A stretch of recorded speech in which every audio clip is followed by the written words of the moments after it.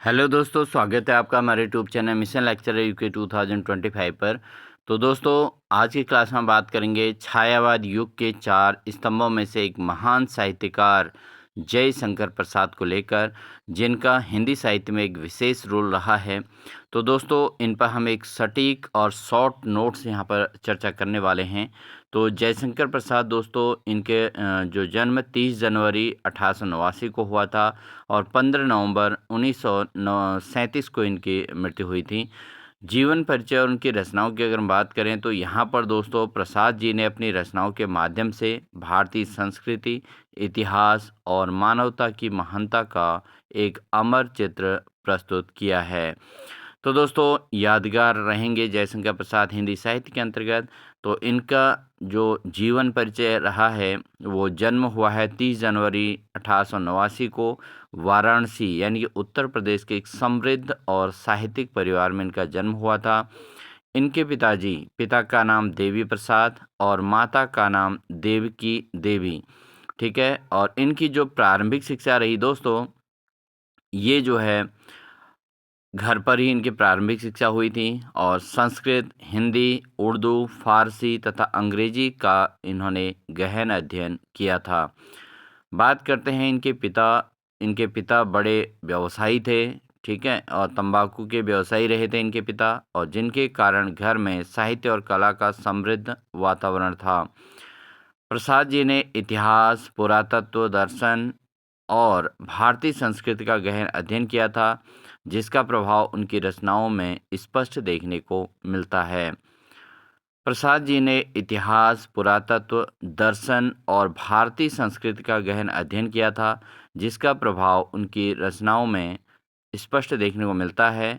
उन्होंने अल्पायु में ही, बहुत कम आयु में ही साहित्य की अनेक विधाओं में अमूल्य योगदान दिया था। तो इसीलिए जो है हिंदी साहित्य के अंतर्गत जयशंकर प्रसाद का विशेष रोल रिप्रेजेंट किया जाता है, यानी कि उनके महत्वपूर्ण योगदान के लिए उनको हमेशा याद किया जाता है। ऐसे महानुभाव का जो निधन हुआ था दोस्तों, 15 नवंबर 1937 को इनका देहावसान हो गया था।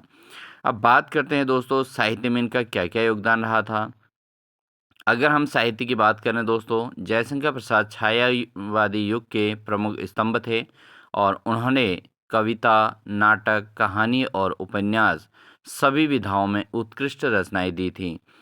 उनकी रचनाओं में भारतीय संस्कृति, इतिहास, प्रकृति, रहस्य, प्रेम और मानवता का अद्भुत समन्वय देखने को मिलता है।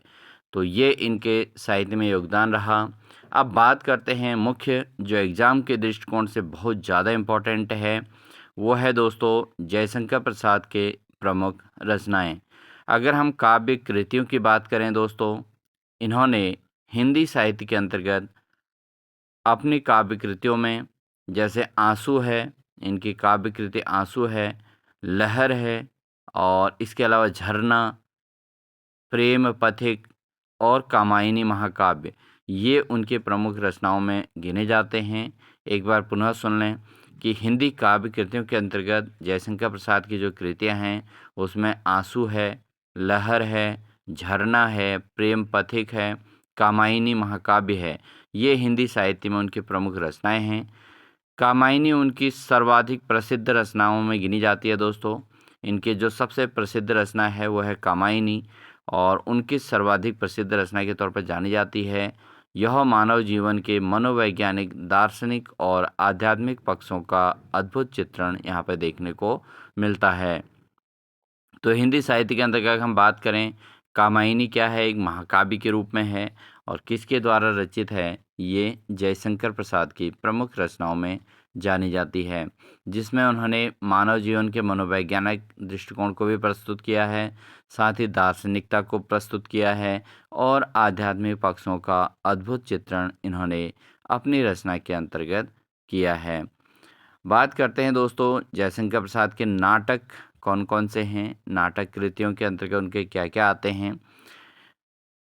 इनके प्रमुख नाटक हैं दोस्तों चंद्रगुप्त, स्कंदगुप्त और ध्रुव स्वामिनी, ठीक है। चंद्रगुप्त, स्कंदगुप्त, ध्रुव स्वामिनी, ये इनके प्रमुख हैं। इसके अलावा राज्यश्री, राज्यश्री भी जो है इनके प्रमुख रचनाओं में गिनी जाती है। और कामना, ये इनके प्रमुख रचनाएं हैं जयशंकर प्रसाद की। इनके नाटकों में भारतीय इतिहास और भारत के गौरवशाली अतीत का जीवंत चित्रण देखने को मिलता है।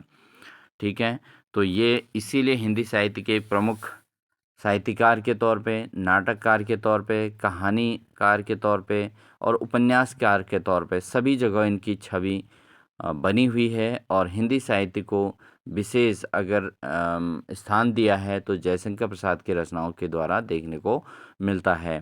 एक बार और इनके नाटक कृतियों की बात करें दोस्तों, तो चंद्रगुप्त इनके नाटक हैं, स्कंदगुप्त है, ध्रुव स्वामिनी है, राज्यश्री है और कामना है।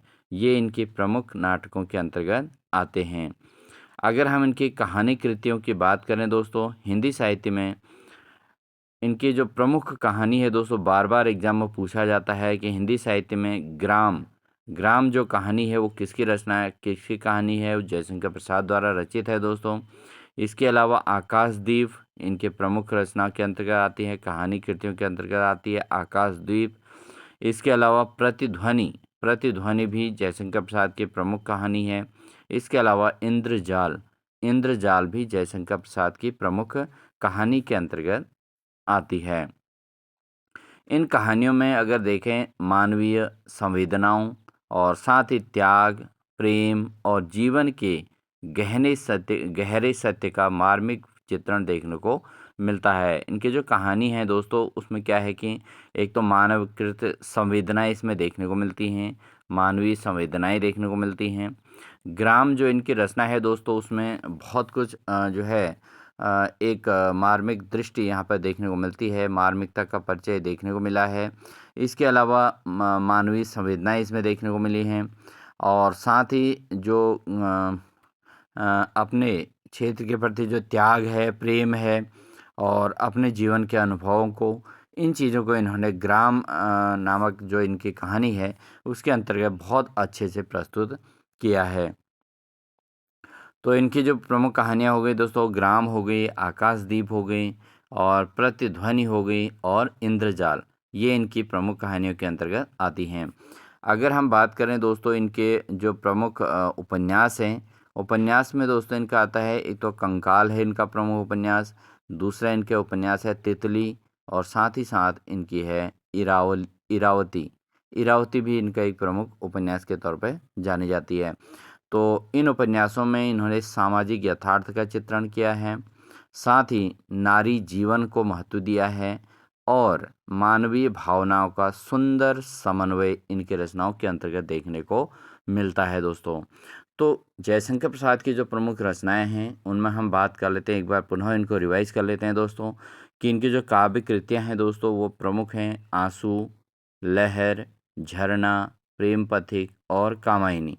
कामायनी एक महाकाव्य के तौर पे है और ये सर्वाधिक प्रसिद्ध है हिंदी काव्य के अंतर्गत। तो इस चीज़ को आप ज़रूर नोट कर लें, आंसू, लहर, झरना, प्रेम पथिक और कामायनी।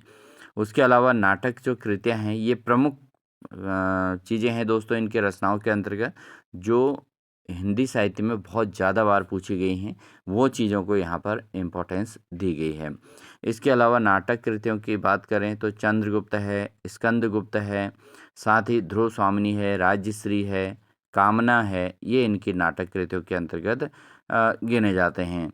इसके अलावा इनकी जो कहानी हैं दोस्तों वो कौन कौन है, ग्राम है, ग्राम बहुत इंपॉर्टेंट प्रश्न है दोस्तों। इसके अलावा आकाशदीप है इनकी कहानी के अंतर्गत।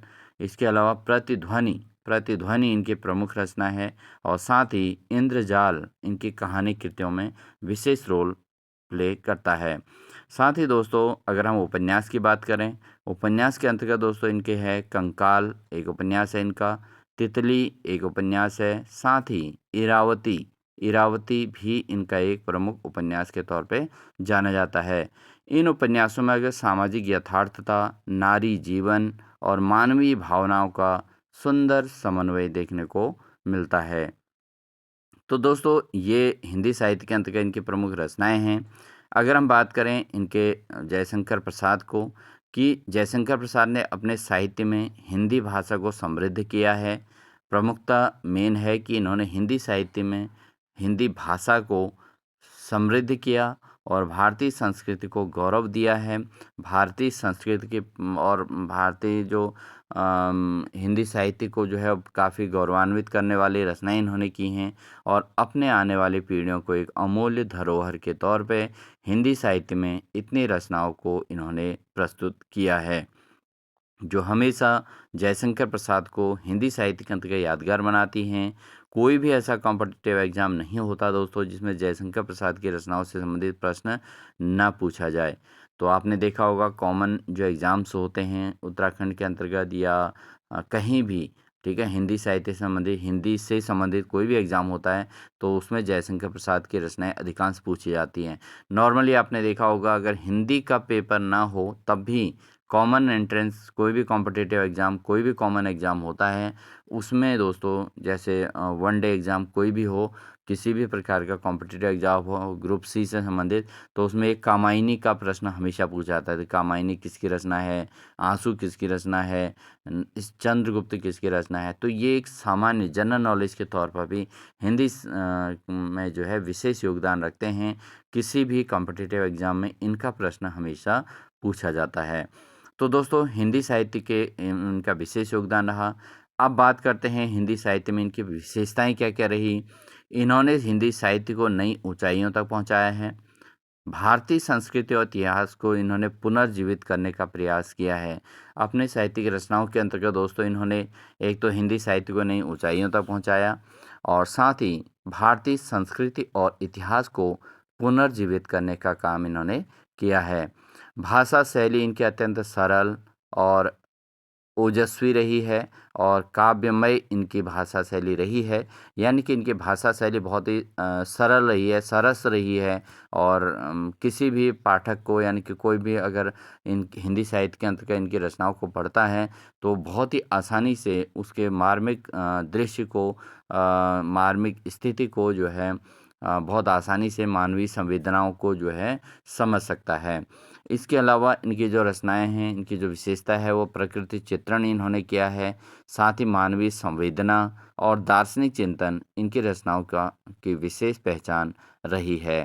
तो दोस्तों हिंदी साहित्य के अंतर्गत इन्होंने जो है प्रकृति का चित्रण बहुत अच्छे से किया है और मानवीय संवेदना को प्रस्तुत किया है और दार्शनिक चिंतन एक फिलोसोफर के तौर पे इन्होंने जो अपने आप को रिप्रेजेंट किया है वो काफ़ी बहुत ज़्यादा जो है विशेष पहचान इनकी बनाता है। तो दोस्तों हिंदी साहित्य के अंतर्गत बात करें तो जयशंकर प्रसाद का एक विशेष रोल है और इनका जो है इस प्रकार की जो रचनाएं हैं ये बहुत ज़्यादा इम्पोर्टेंट हैं। इन रचनाओं को आप ज़रूर एग्ज़ाम के दृष्टिकोण से तैयार कर लें। तो ये थी दोस्तों आज की हमारी क्लास जिसमें हमने जयशंकर प्रसाद से संबंधित रचनाओं और उनकी प्रमुख कृतियों उनके जीवन परिचय पर चर्चा की। आई होप आपको ये क्लास अच्छी लगी होगी। क्लास अच्छी लगी तो वीडियो को लाइक करना, चैनल पर नए हैं तो चैनल को सब्सक्राइब करके बेल आइकन दबाकर ऑल नोटिफिकेशन ऑन कर लीजिएगा। मिलते हैं आपको नेक्स्ट क्लास के साथ। जिन अभ्यर्थियों ने अभी मेंबरशिप ज्वाइन नहीं की हो ज़रूर ज्वाइन कर लीजिएगा। मिलते हैं आपको नेक्स्ट क्लास के साथ। तब तक के लिए दोस्तों wish you all the best.